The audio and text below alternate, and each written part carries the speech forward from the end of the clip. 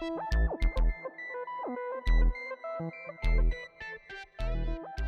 now, without further ado, let's get in to Star Wars The Force Awakens. I am an avid Star Wars fan. I love Star Wars. I mean, I got TIE fighters, I got action figures and miniatures and all kinds of stuff. I've got big bins in storage just full of just toys that I've collected over the years growing up, right? Love Star Wars. Read books, comics, video games. So you can say that I love Star Wars. So, as most of you probably know, Disney has nixed the expanded universe as having anything to do with canon. So, having said that, I allowed myself to go into this new movie with no expectations of anything other than what I've already seen from the movies. So, with that in mind, my outcome from this film has been pretty good. There have been some real diehard fans that were expecting a lot more, maybe some hints, or maybe something borrowing from the EU, which they kind of did a little bit. There was a little bit thrown in there, some ideas and concepts from the EU. But to be honest with you, they're doing their own thing. Now, I know what you're thinking, but Hunter, there's a lot of plot recycling. Well, spoiler alert right here. I'm just going to say spoiler alert. If you haven't seen the film and you don't want to be spoiled, stop watching right now. Just go watch one of our other videos. Anything. Just stop. Then come back once you've seen it. Okay. You good? For those of you who are still here? Okay, so spoilers ahead. So yes, there's a lot of plot recycling. They do use some similar plot devices from previous Star Wars movies.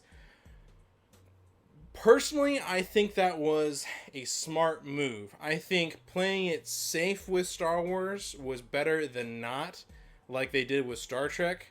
As a lot of avid sci-fi Trek fans will tell you, the new Trek films really don't keep true with the tone and theme of what Star Trek was all about.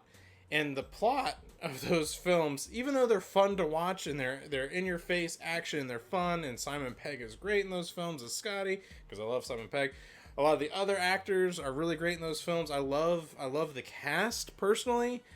Just what they did with the Star Trek movies kind of really didn't do it for a lot of the fans. So with Star Wars, that's something that so many people know and love. And I think playing it safe with this first movie back into this universe was good. And they explored some things just a little bit too. So, were there secrets that were hidden inside of a droid in this one, like in A New Hope? Yes. Were they plans to a big base? No. They were plans to go find Skywalker. Okay, that's fine. I have no problem with that. I mean, anybody could hide something inside of a droid, right? Like, droids exist in this universe. Whatever. I don't care. That doesn't bother me. Is there a new Death Star, though? More or less. They call it Starkiller Base, which is, like, really big. Much bigger than the Death Star. But, I was okay with it. I mean, there was a few things that they didn't really explain about Starkiller Base that were kind of making me go, well, oh, wait a minute, I'm not entirely sure I understand how this works. But then again, I really didn't entirely understand how the Death Star worked. I mean, the Death Star, theoretically, well, I mean, it did. It flew through hyperspace. That's something the size of a moon going through hyperspace that could go from planet to planet with one little laser beam and blow up an entire planet into tiny little chunks. How it does it instantaneously, I don't know.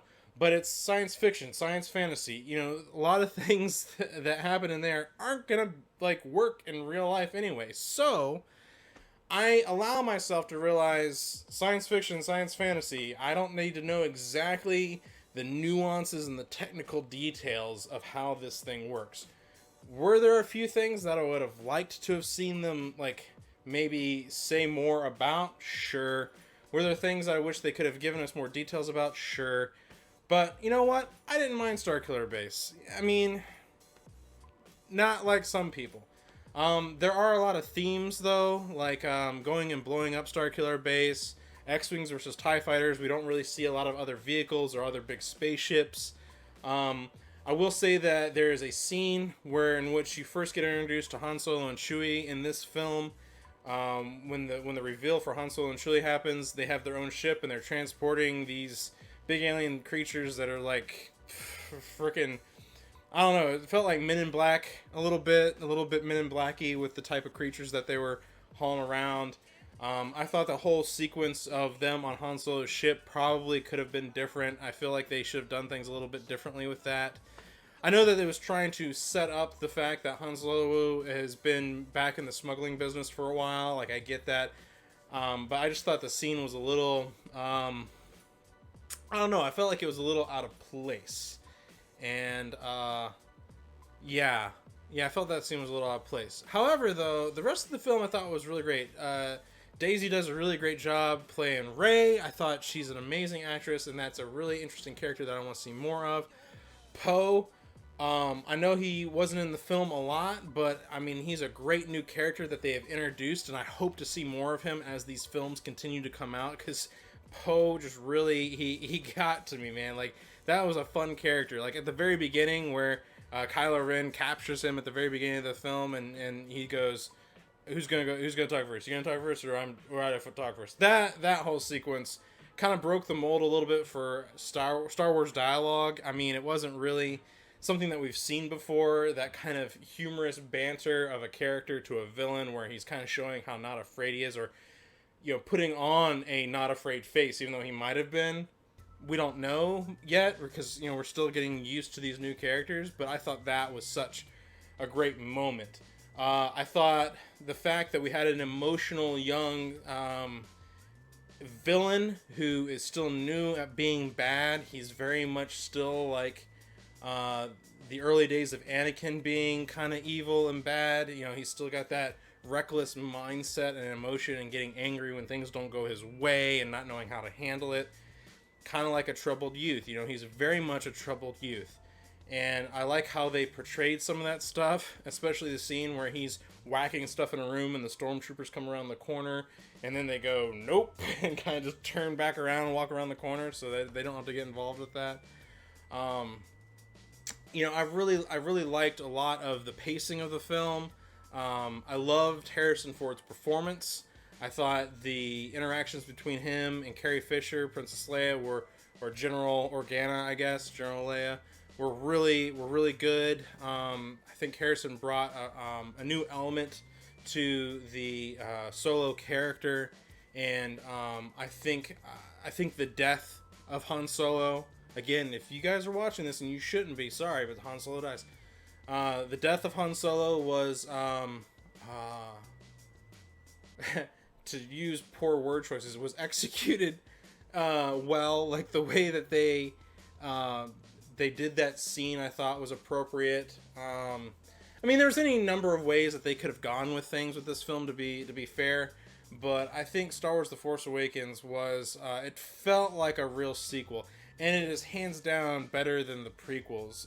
The prequels felt all over the place with a lot of stuff. There was just a lot of things going on, and I think as the prequels went on, they kind of slowed things down and let you to digest some of the plot a little bit more and some of the understanding of things, which is why, even though I don't really like the prequels as much, Episode 3 is definitely the better of those. I think you get to understand Palpatine a little bit better. So having said all of that, I'm not sure who Darth Plagueis is, or I mean who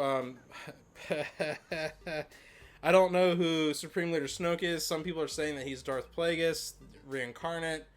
I don't know if I necessarily agree with that. We'll have to see what happens. I thought the Luke reveal was really good.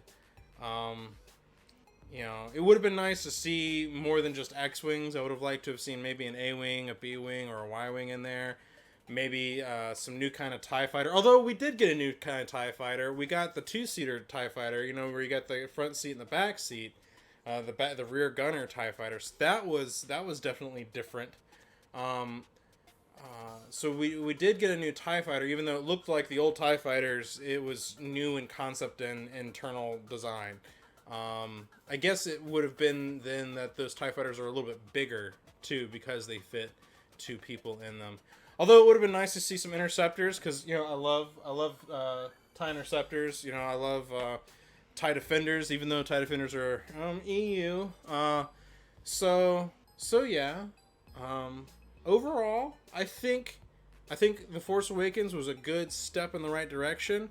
It's not without its criticisms, though. I definitely do have some reservations about some things that happen, but I'm willing to ignore it. Like, I'm willing to ignore it because when you really look back at just a film perspective, like I said, if you put off everything that has ever been done Star Wars outside of the films, put away the video games, put away the comic books, put away the books, put it all away, and when you just look at it from purely a film perspective, there was things in episodes 4 through 6 that they didn't fully explain on certain things. There's a lot of things that they don't necessarily tell you. Do I think 4 through 6 are still better films than 7? Yeah. Do I think Empire is still my favorite Star Wars movie? Yeah. But I definitely love 7. Like, there's definitely a lot to love about 7. There was a lot of things that were interesting about 7. You know, it's 30 years of politics that they had to fit into this movie, more or less, to try and tell you what has happened, and they can't tell you everything, right? You know, there's so much that they can't tell you about what happened from the end of Jedi to the beginning of The Force Awakens. Like, there's just not everything can be told, but we get enough to get us curious about the rest of the stuff that happened. Like, what caused Snoke to seduce Kylo, or Ben Solo, I guess is who his real name is. Like, what caused Ben to want to go with Snoke? Like, why did he betray Luke and Luke's followers that Luke was trying to build up? Why did he do that? There's also Rey. Who is Rey? We still don't know. A lot of people speculate that it is Luke's son. Well, our son. Woo! It was Luke's daughter. So the expanding universe, Luke had a son instead who was named Ben. That's why it's kind of a little like, whoa. But who was Luke's partner? Like, who did he get with to produce Rey? If that's the case, so if that's the case, you know, who was that? You know, we got to find out who that is. And if not, then who is she and what is her relation? Because a lot of people are speculating that they have to be related somehow. I don't necessarily think that it has to be that way. You know, I'm not entirely sure I understand Finn's character yet either. They said that he was taken, like he said something about being taken as a young child into the military service. So that's the only life that he's known is this. And this was his first fight was in this, whatever. So I don't know, because they talk about clones or something like that at one point. I didn't quite catch the clone thing. I've only seen one viewing of this. So the clone thing is still kind of, I'm not sure. I don't remember. I would really, I know we don't see too many African Americans in the other Star Wars movies, right? We don't see too many other black people, and that's unfortunate, you know. But I'm glad that they're bringing more into the fold. I like the idea of a female lead in this new one. But back to Finn. The reason why I say Finn is like really the only black guy that we've ever known from 4 through 6 that could be related to Finn is Lando.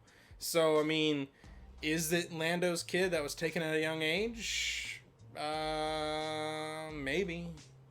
Maybe we don't know. I would love to see something hinted at with Lando again. I would love to see them hint at Wedge Antilles, for crying out loud. Like, the only secondary character to be in all 3 of those films, 4 through 6. It's just like he wasn't a main member of the cast, but you saw him in all of those films doing stuff. And so it'd be nice to see if maybe there's a character that's related to Wedge somehow. I'd like to see that more. So only the future can tell how this will go, especially the whole Rey and Luke Skywalker thing. I'm looking forward to seeing more of Mark Hamill. I think he looked great at the end. He got paid so much money for showing up at the end, and I think it's great. I'm looking forward to a wise old sage Luke Skywalker. I think that's going to be great. Guys, if there's anything I missed, let us know in the comments. Let's talk about it. I mean, everybody's got their own opinion. Did you like it? Did you didn't like it? Why didn't you like it? I want to hear. I think it's great that we can have these kind of discussions. I personally went into it a little apprehensive, but I came out with it going, for the task that was set before JJ Abrams and team, they had to please so many people. Really old fans that have been around since 1977 watching this stuff, to semi-old fans like myself who've been around since, post-Jedi, like just post-Jedi to way before the prequels showed up. So I grew up in the wake of Star Wars, growing up watching the original stuff before the special edition. So I've got, that ingrained in my mind. And then you got like the newer generation. There's a whole generation of people out there that love the prequels. Good on ya. I don't, but whatever. Some people aren't going to like these new ones. All right. Let us know why, though. Let's talk about it. Let us know in the comments below.